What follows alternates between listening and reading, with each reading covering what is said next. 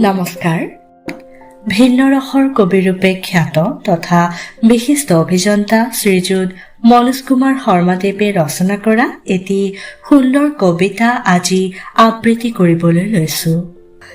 কবিতাৰ শিৰোনাম আলাসৰ লাৰু আচলৰ ধন।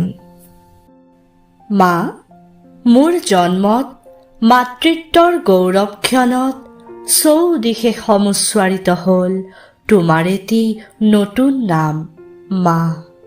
এনে লাগে তুমি যেন মোৰ বাবে, মই তোমাৰ।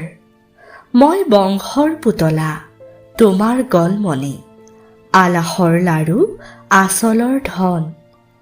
মোৰ যতনত ক্লান্ত ক্লিষ্ট তোমাৰ মুখখনি চন্দ্ৰোজ্জ্বলা হয় মোৰ এটি অবুজ হাঁহিত।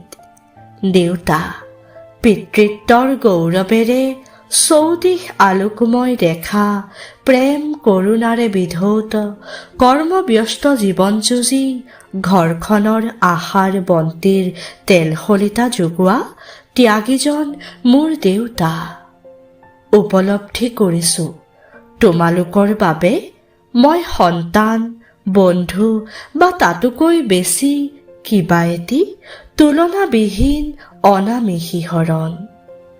আৰু আমাতে লুকাই আছে তোমালোকৰ ঈপ্সিত স্বপ্ন।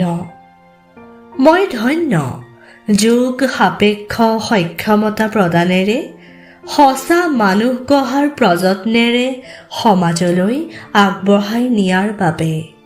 বুজিব পাৰিছো বুদ্ধি শ্ৰমেৰে ধনৱান হ'ব পাৰি, মূল্যবোধ বিহনে মানুহ হ'ব নোৱাৰি। ধন্যবাদ।